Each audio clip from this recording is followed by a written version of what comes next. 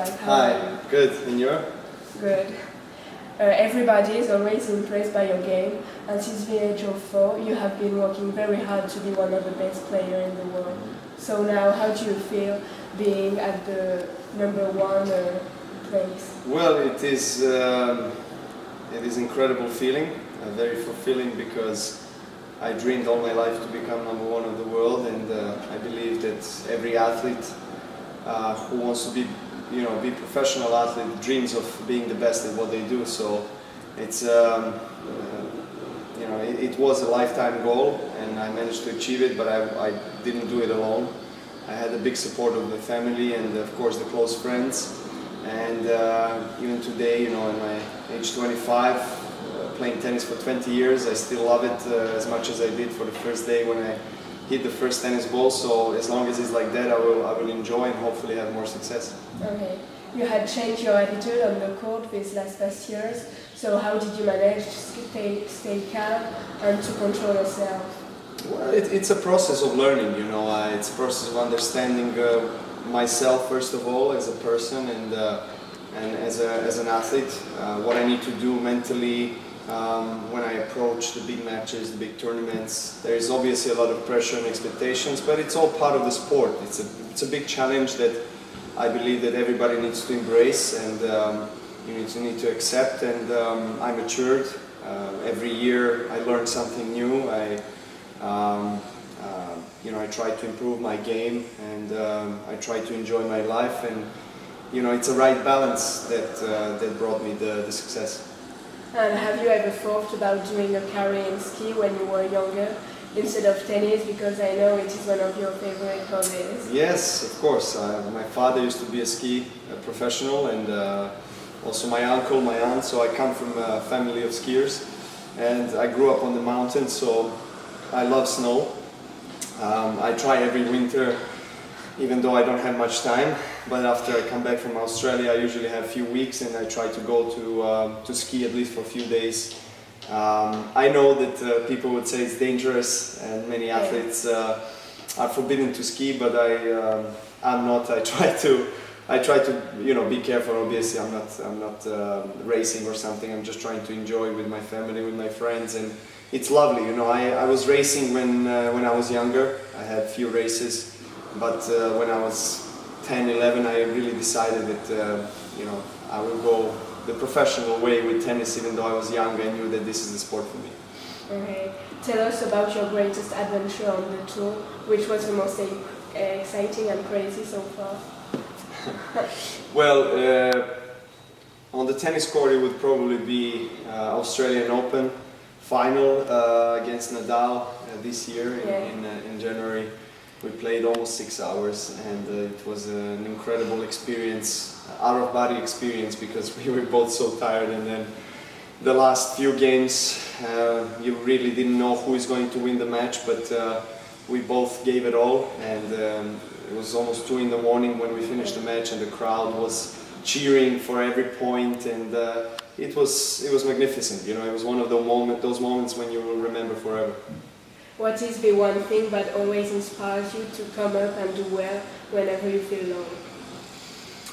Well, it's definitely love for the sport, love for the people around me, and love is the strongest emotion that a human being can experience. So I try to focus on that, and it's not only cliche, by saying try to focus on the positive energy, and then positive outcome will present itself, but it is really true. And so there are moments, of course, that I go through. They're negative and difficult, and a lot of doubts in everyday life, like everybody, and everybody is human, and everybody is the same, trying to go through problems. But it's important to manage to stay mentally strong and overcome all those problems, and always keep in mind that you're grateful for the life that you have, and that you're doing sport that you love. What do you think about when you are facing a match point, or when you are doing a comeback? For example, this year in Roland Garros quarterfinals against Tsonga, you have saved a couple of match points. Wasn't it amazing? How did you feel at this moment? Well, what was on your mind? Well, different kinds of thoughts and emotions go through your mind at that stage. Obviously, you know that you are close to lose the match. But again, I knew that it wasn't the first time for me to be in that position and come back. So I believed that I can actually manage to make a big turnaround and win. And so I managed to do that, and I managed to do that by very simple positive thinking and self-belief. And what do you do to rest between two trainings, or when you have a match late in the day? Well, if I have a match late in the day, my pre-match routine will usually be warming up for the match, either in the morning and then resting in the afternoon and coming for another warm-up before the match, and spending mostly the time in the hotel, in the bed, just relaxing, and then going to park, to nature, like to walk around, to be absorbing the energy from the nature, and then just getting onto the court and doing my job. And what about your gluten-free diet? What did you gain, and did you continue or did you stop? Yeah, I'm still gluten-free, and it's been working for me for the last couple of years. And I discovered it 2.5 years ago. I didn't know before that what gluten means. Now it became a part of my life, a part of my diet. So I lost instantly in the first couple of months 4 or 5 kilos, and it was a big change. But I believe that this is the right thing for me to do, and right now I feel great on and off the court. I'm more aware, I'm more focused, I'm faster, more dynamic on the court, so it has helped me definitely to feel better in general. How hard was it playing tennis while your country was being in serious difficulty? Well, it was a hard thing, not just for me, but for all the people in Serbia. Yeah. And there was much more difficult and worse cases than my own case, and that's something I always try to keep in my mind. Have this compassion for the people who are going through poverty, and difficulty to understand what the tomorrow will bring. And war is something that I don't wish for any people in the world or anybody to experience. It's just a terrible thing that brings bad things to everybody. And it was not easy, but it was a very valuable experience for me and for my family and for all the people of Serbia to overcome it and to learn something new and to try to look for better tomorrow.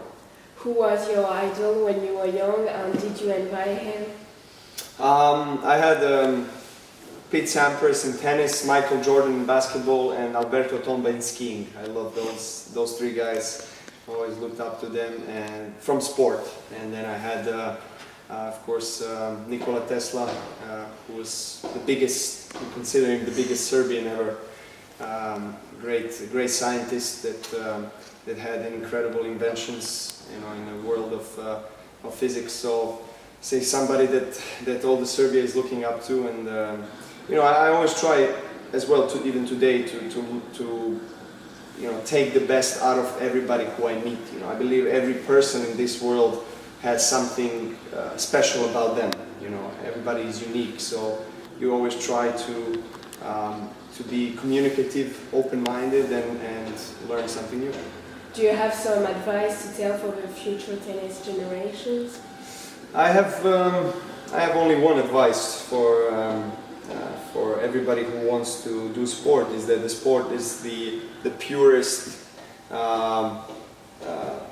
direction in life that you can have, in a way, because it teaches you to be compassionate, disciplined, confident, and of course ambition-oriented, and you need to enjoy it. You need to love what you do, because that's the most important thing. Whether you do sport or you do something else in life, there are difficult times that the humankind is going through right now, economical crisis in the last 5 years, and it's not easy. You know, it's not easy to succeed. It's not easy to get employed, to find a job, or to succeed in some sport because it's so competitive. But what is important, as I said, is to try to always have the positive mindset, and then the life will do the rest and will give you opportunities. Now that you are at the top and you won 5 Grand Slam titles, 13 Masters 1000 and 2 Masters Cup, but also 1 Davis Cup, what are your next goals? Would it be to win the only Grand Slam you didn't win already, Roland Garros? Yeah, well, I have high ambitions always for myself, so I will try to win every Grand Slam that I play on. I mean, that's my goal. You know, Grand Slams are, you know, the pinnacle of our sport, so I will try to win every one that I play on. Is there anything you would like to achieve besides tennis? Like building a family, or I don't know, maybe to marry me?